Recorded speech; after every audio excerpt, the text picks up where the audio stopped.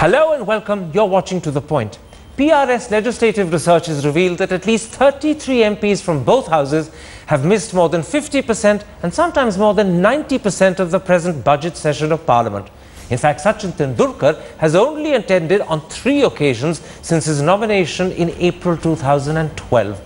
So in part 2, we discuss this shocking situation and ask what steps are needed to make our MPs more responsible. But first, who should get the Bharat Ratna? Government sources spent the weekend leaking names that range from Atal Bihari Vajpayee, Subhash Chandra Bose, Kashi Ram to Dhyan Chand, the famous hockey player. I myself have suggested Field Marshal Malik. So tonight we ask, how can we ensure that the truly deserving don't get overlooked just because they're not politicians? That's the big debate tonight. And now joining me to discuss who should or shouldn't get the Bharat Ratna is former Army Chief General Ved Prakash Malik, former world billiards champion Michael Ferreira, Emeritus Professor of Economics at the London School of Economics Lord Meghnad Desai, the well-known actor Kabir Bedi, and a senior fellow from Shiv Nadar University and former editor of The Hindu, Siddharth Vardarajan. Kabir Bedi, the one person who does look almost certain to most people as if he will get the Bharat Ratna from Mr. Modi and the new government is probably Atal Bihari Vajpayee. Would you accept that he's a deserving candidate, or do you have doubts about whether he should get it? I have no doubt that Atal Bihari Vajpayee should get the Bharat Ratna. Firstly, because of the stature of the person and the eminence and the grace and integrity with which he led the nation. But also, more than half the recipients have been politicians.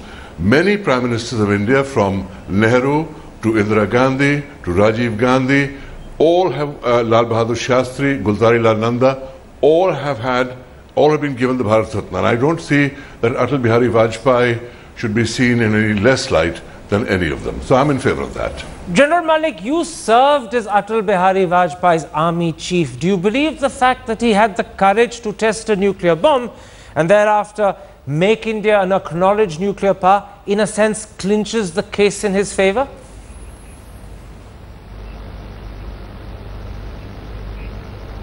Yes, definitely.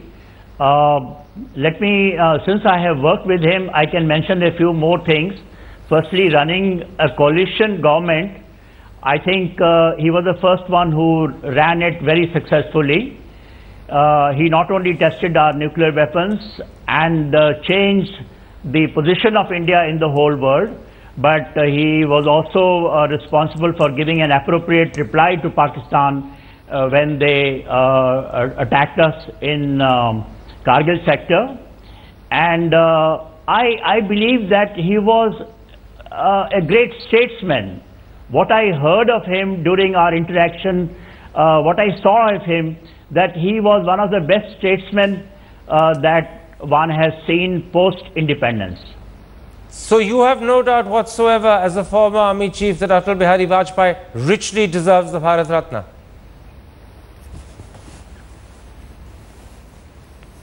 None whatsoever. Siddharth Vardarajan, one of the key reasons why General Malik believes that Mr. Vajpayee deserves the Bharat Ratna is because he made India a nuclear power. He had the courage to test the first nuclear bomb, something that one of his predecessors, Narasimha Rao, had attempted but then backed off doing. Would you disagree with the award going to Mr. Vajpayee for the very same reason? Well, I think if it does go to him, that is not adequate reason enough. And I also want to say that there needs to be more clarity about what the criteria is. Obviously, going by the record of previous Prime Ministers having gotten the Bharat Ratna, one cannot seriously object to Atal Bihari Vajpayee also getting it. But if you look at the nature of his politics throughout the entire length of his career, it is a fact that Mr. Vajpayee promoted a certain kind of divisive politics. His legacy is a complex one. The Ram Janambhoomi movement, which led to the spilling of so much blood in India, is also something that he lent full support to. During the time he was Prime Minister, the Gujarat massacres happened. He didn't do very much to stop it. He spoke of Raj Dharma briefly, but then dropped the issue. So I think that it's a complex divided legacy. And I think that there needs to be discussion and debate on what the broad criteria for awarding the Bharat Ratna is. I don't think nuclear tests alone suffices, in terms of criteria. So I think that this is, if you ask me personally, I would much rather that politicians who are the ones who are doing the awarding not award Bharat Ratnas to other politicians. Michael Ferreira, you've clearly heard from the guests who've spoken so far that Mr. Vajpayee has a mixed legacy. The army is proud of him. He made India a nuclear power. The BJP is very proud of him. He ran the first successful coalition government. But also he presided over a time when, in fact, the black mark of 2002 remains still something that we deeply regret. And he was probably very ineffective in doing anything about it. Where do you stand as a sportsman as well as an Indian Christian? Do you think Mr. Vajpayee deserves it, or do you think perhaps this is an award we should think very carefully about before we go ahead? Well, obviously, for the granting of the Bharat Ratna, a very careful thought must be given. But I would tend to agree with Kabir that Mr. Vajpayee led this nation with grace and dignity. There were black spots, of which you just mentioned. But that is something which has happened to every Prime Minister since independence. There have been a few areas which it were better had they not happened. But I think overall, if you see the criteria which our founding fathers laid down, it says exceptional service or performance of the highest order in arts, literature, science or public service. And gauged by that touchstone, I think he does qualify. All right, that's a very clear vote of yes for him.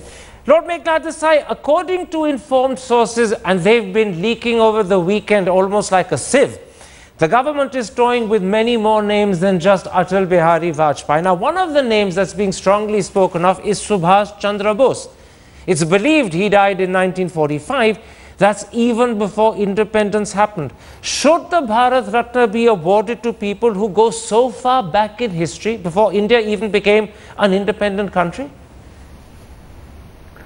Why not? Subhash Chandra Bose is almost a contemporary because he was very active in the independence movement, and had he not died in 1945, he would have been a prominent politician in independent India. And he is an iconic figure. There is no doubt that, like Vallabhbhai Patel, who after all only lived for 3 years after independence, like Vallabhbhai Patel, he is an iconic figure. And I don't think there's any doubt in my mind that in a number of ideas that he put forward, for example, it was he who chose Jana Gana Mana as our national anthem. And he also proposed that Hindi should be written in Roman script, which would have been much better for many people. But anyway, he had lots and lots of good ideas. And I think he deserves Bharat Ratna, despite all the reservations we may have about the fact that he collaborated with Nazi Germany and with Japan. Kabir Bedi, if it's okay to give the Bharat Ratna to someone who died 69 years ago, and I'm assuming that 1945 is the confirmed year of his death, there are many who deeply question that, then Manish Tiwari, the former Congress Minister of Information and Broadcasting, says why not go further back in time and give it to people like Bhagat Singh, Rajguru, Sukhdev? I mean, after all, they did seminal work. They are remembered as great heroes. Many people perhaps remember them before they remember Subhash Chandra Bose. Why should they not qualify? Well, you know, a number of people have been given the Bharat Ratna long after they passed away. Dr. Ambedkar himself didn't get it till 1991. Sardar Patel didn't get it till 1990. And there are a number of other cases. But the case of Subhash Chandra Bose is actually quite a complicated one, because the question is, you know, would anyone dare to suggest that Mahatma Gandhi be given the Bharat Ratna? He's seen as above the award. And the family of Subhash Chandra Bose says that he should be seen as above the award, and therefore not given the award. And there's also the question of whether a full investigation has been conducted regarding his disappearance, etc., which is a side issue. The main issue here is, do you equate Subhash Chandra Bose with Nehru, or do you equate him with Mahatma Gandhi? And as far as I'm concerned, and I'm a pragmatist here, I feel that award should be given to Subhash Chandra Bose today because A, he's one of the 3 founding fathers of the Indian Republic, and secondly, a lot of today's generation don't even know who Subhash Chandra Bose is. Absolutely. And I think giving him this award will bring back memories and make them realize what an enormous influence Subhash Chandra Bose had on the Indian freedom struggle. Gentlemen, And whatever his means were, they were diametrically opposed to Mahatma Gandhi's means, but he was one of the seminal founders of Indian independence. General Malik, I want to pick I'm up in on favor one of of the award for him. I want to pick up on one of the points made there by Kabir Bedi, and in fact it's a point made originally in the papers today by Subhash Chandra Bose's grandnephew Shaugato Bose, who is in fact a very distinguished Harvard professor. Well, this is what Shaugato Bose says: conferring the Bharat Ratna on Netaji by putting him in the same bracket with some other people is totally unacceptable. People like Mahatma Gandhi and Subhash Chandra Bose should be kept out of the Bharat Ratna. Do you believe that in fact Subhash Bose is at the level of Mahatma Gandhi, the father of the nation? Or is this just a little bit of possibly forgivable family pomposity?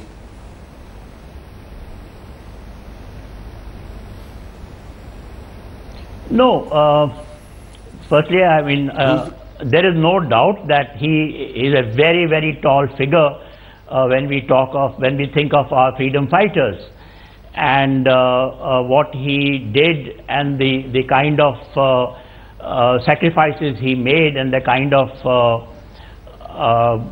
programs that he got into.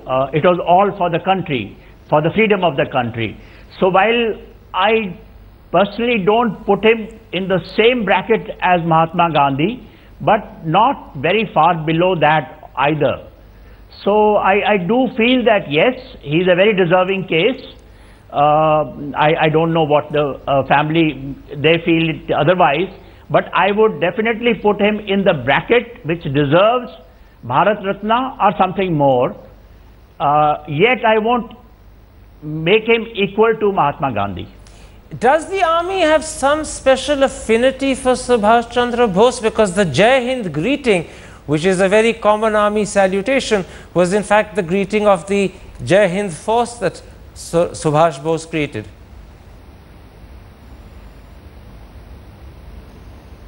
Yes, that is true. Yes, we still greet each other with the same Jai Hind, with the same fervor for our country.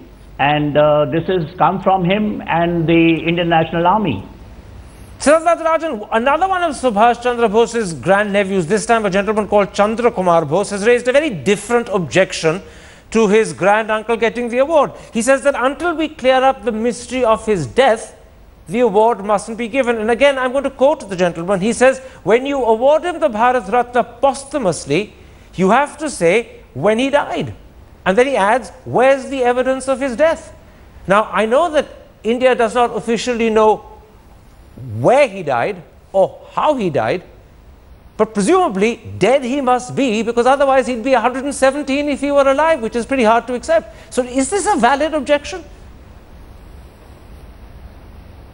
No, it's not. I mean, in the sense that clearly the suggestion that he may still be alive is absurd.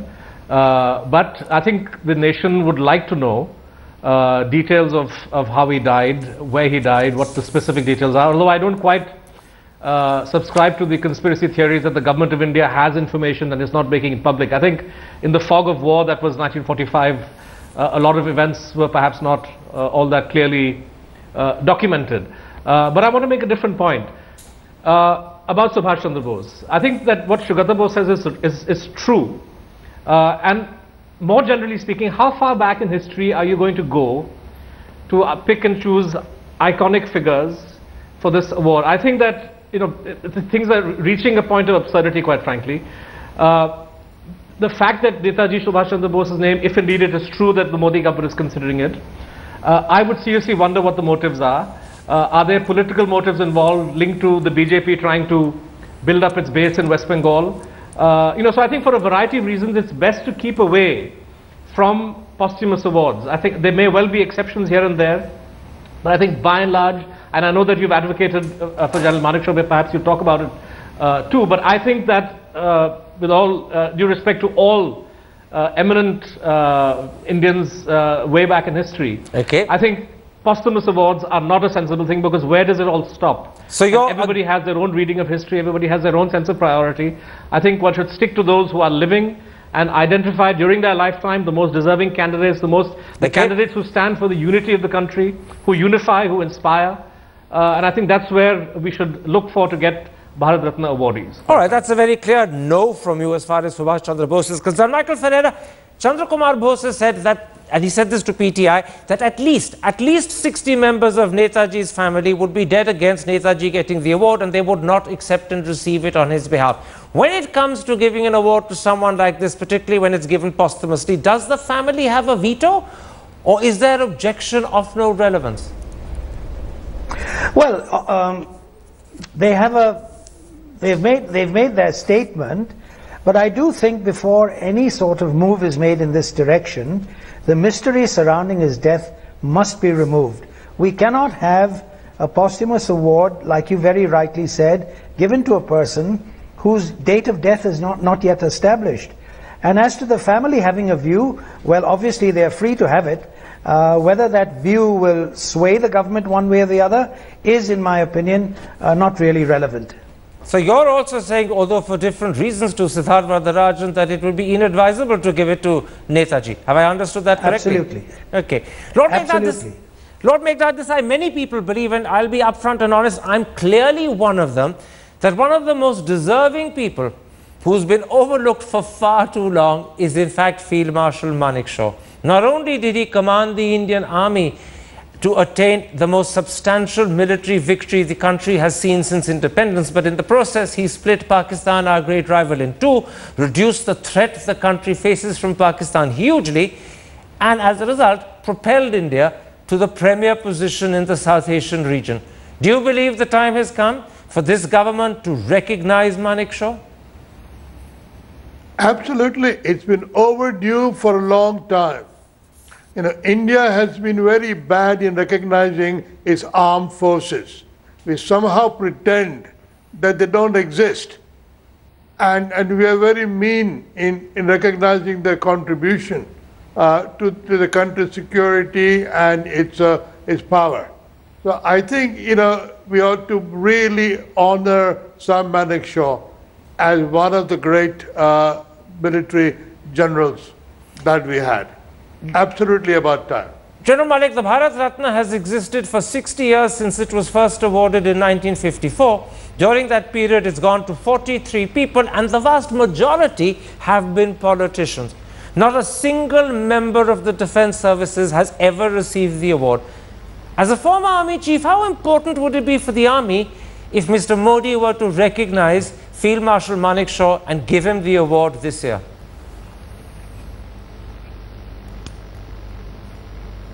Look, as Lord Meghnad Desai just now said, it is overdue. And I do feel very disappointed that while we have had professionals from all other fields, the artists, the writers, the sportsmen, the politicians, of course, and yet, as Lord Meghnad Desai just now mentioned, somehow the government seems to be overlooking the armed forces role, and the armed forces which have fought the war for maintaining its independence, for maintaining country's independence right from the time we became independent, they have not been recognized. So I do feel very, very disappointed in the manner in which the government, successive governments, have overlooked the army's role and recognizing the contribution made by Field Marshal Malik Shah. Let me tell you one thing, that it was not just a great geopolitical achievement that he achieved by that 1971 war, but even militarily, I would consider it as one of the best victory, the best example of a victory from the military point of view also. He is fully deserving, and I think we will be doing injustice if we don't include him in Bharat Ratna's panel. Kabir Bedi, if you look at the list of people, the 43 who've got the Bharat Ratna in the last 60 years, there are really very many names that people today simply wouldn't recognize or even remember. And I'll just pick a few out of the hat. Purushottam Das Tandon, Gulzari Lal Nanda, Bhagwan Das, even, I presume, someone like Kamraj. In contrast, Manik Shaw not only is revered by the armed forces, but he's a name that probably every schoolboy still remembers and remembers with pride. Isn't that alone one reason why this name should be now recognized? I'm entirely in favor of Field Marshal Malik Shaw getting the award, not just because we come from the same school as Sherwood College, Nainital, but because of his incredible role in fashioning India's greatest military victory ever and conducting one of the most brilliant military campaigns seen anywhere in the world when it came to the liberation of Bangladesh. For both these reasons and these reasons alone, he deserves the Bharat Ratna. So I'm fully in favor of that. I have a few other candidates, but if you want to get into that, I'm happy to. I'll come to them in a moment's time. Very quickly, Siddharth Varadarajan, I know you sounded a note of caution earlier on about giving the award posthumously, although Field Marshal Manik Shaw has only been dead 7 years, but there's no doubt it would be posthumous. But let me put it like this. If a Rajiv Gandhi or an M.G. Ramachandran were considered deserving of the award, if an Aruna Asif Ali and an Abdul Kalam were considered deserving of the award, is there any ground on which you could argue that Field Marshal Manik Shaw is less deserving? If not more. One of the great tragedies of it's one of the great tragedies of modern India that Field Marshal Manik Shaw was not recognized and honored in this way during his lifetime. It's inexplicable, unpardonable. I'm not sure that posthumous awards are the way to go, but as I said, I'm generally against posthumous awards with one or two exceptions, and Field Marshal Manik Shaw would obviously be a compelling one. The problem that governments face, of course, once you go down the posthumous route, is that you don't know where to draw the line, and so we've gone back now. We may go back to 1945. Pressure will then emerge to go back even earlier. So I think we really need to have some discussion on the broad underlying principles, even as I concede, without any reluctance, the qualification of Field Marshal Manik Shaw. No question about it. Now, Michael Ferreira, another one of the names doing the rounds, and it's been officially leaked is the right way of putting it, is Dhyan Chand. There's no doubt he was one of India's greatest sportsmen. He's probably the greatest hockey player the world has ever seen. But do you suspect that the only reason the government is toying with his name is because Sachin Tendulkar got it last year? Karan, I'm a bit of a maverick in this. Just consider for a moment the rules that were originally framed. And they were framed by men of far greater fiber and excellence than the current lot. The Bharat Ratna was established for exceptional service or performance of the highest order, and it was restricted to the arts, literature, science and public service. Now there was a reason why those early leaders restricted the award, the highest award, to these four fields. Unfortunately, in December 2011, in my opinion, in a blatantly political move, the criteria were broadened to include any field of endeavor, thereby accommodating one person only, that is Sachin Tendulkar.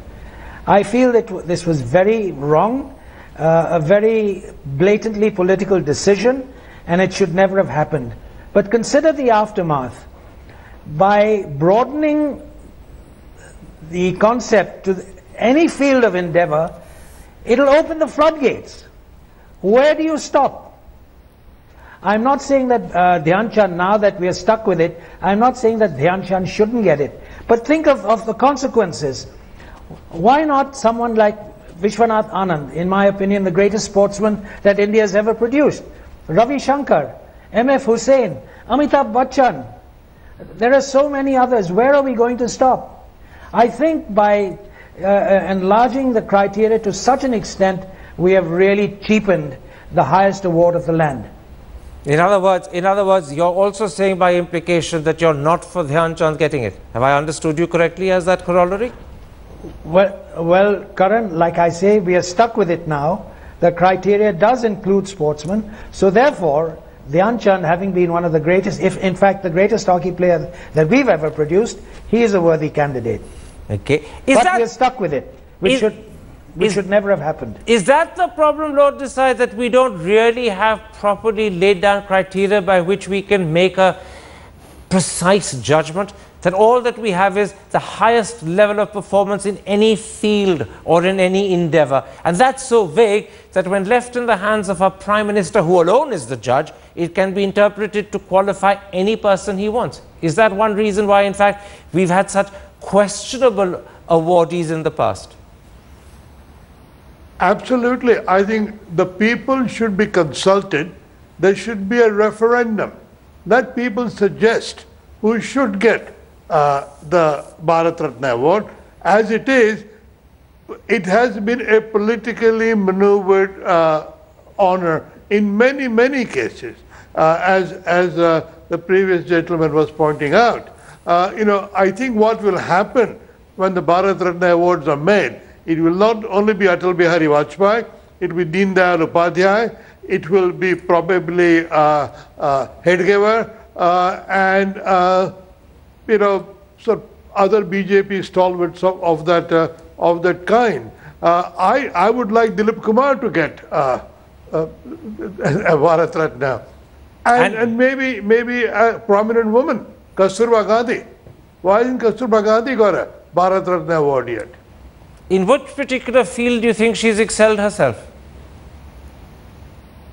Public service, being married to the Mahatma.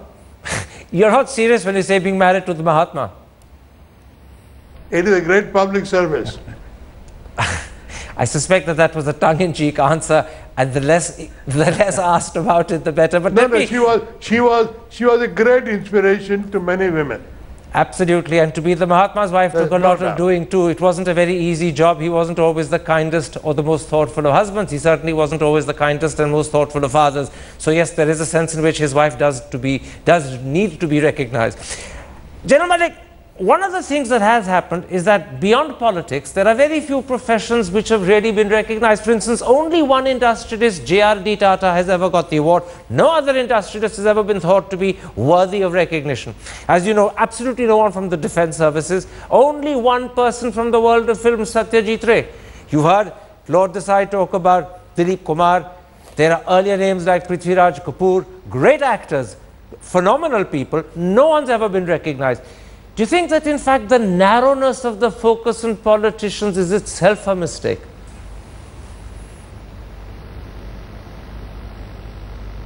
No, I think it is proliferation of our political leaders which have denied the others from getting the due awards. There have been far too many people who have been getting this award, the political leaders, and even now the list which is going around, I find that there are almost about 2 or 3 out of 5 who are political leaders. So yes, they do deserve. What we are looking at, somebody who has made a major impact on our country, on the world, on humanity. And only the politicians are not doing that. There are many more people who form our nation who are doing that. So this huge bias towards the politician, I think it has to be moderated. You wanted Kabir Bedi to suggest a couple of names. Give me 3 top names very quickly who you think deserve the Bharat Ratna this year. Well, I think, the government is supposed to give 3 Bharat Ratnas a year, no more. So I don't know what this talk of 5 Bharat Ratnas is about, and so far no names have been announced. I would like to see the services of Homi Bhabha recognized. I would like to see the services of Vishwanath Anand, chess genius and grandmaster, recognized. And I would also like to go far back to recognize the contributions of Jamshedji Tata, who gave India its true economic independence by creating steel, electricity, education and social services, and set up companies that donated 90% of their profits back to the people. Okay. These are the true gems of India, and these are the gems that should be recognized for their exceptional service to the country, because they are people that set an example and are role models to everyone in this nation. Sarvardarajan, the names that you've heard from Kabir Bedi, at least two of them breach the principle that you adumbrated that the award ought not to be posthumous. Both Homi Bhabha and Jamshedji Tata would go back a long, long way in time. Do you think, so that we ensure proper criteria, so that we ensure it's not dominated by politicians and it's not at the whim of the Prime Minister of the day, this award should not be given by the PM, it should be given by a committee that is set up and one that has a body of the good and the great who run it? Absolutely, Karan, because leaving this to the whim of or decision of one person, I think opens the door to political or other considerations having an impact. There's another important point I wanted to make. The predominance of posthumous awardees, or the increasing trend to give people the award posthumously, also tells us something about the poverty of our present times, right? I mean, the fact that, so is it that we don't have business leaders of the same stature as what we had in the past? That we don't have artists, cultural personalities, writers of the same caliber as we had in the past? So there's something very, very wrong in the predominance of politicians and our inability to find names from among the living. So I think that we should introspect about what this means about the current state of our society and the state of virtually all professions, quite frankly, the degradation that has happened in public life, and draw some lessons from this rather than delving into the past and picking and choosing names in order to feel good about this. Michael Ferreira, there's an important lesson here. Michael Ferreira, there are probably many debates and discussions happening over the next day or two about who should and who shouldn't get the award. Do you think it makes any difference to our government at all to have debates, to have the country discuss this issue, to come up with names? Or do you think the government will do exactly what it wants, regardless of what you, me, and all the others on the show have to say? I think the idea of throwing it open to public debate has its own problems, because you will have as many opinions as there are people taking part in it. I think it would have to eventually have to be left to the, let us say, excuse me, a select committee, I beg your pardon, of the government. Okay. There's no way around that. All right. I'll stop you there while you're coughing. I hope you get over that cough very quickly. Take a sip of water.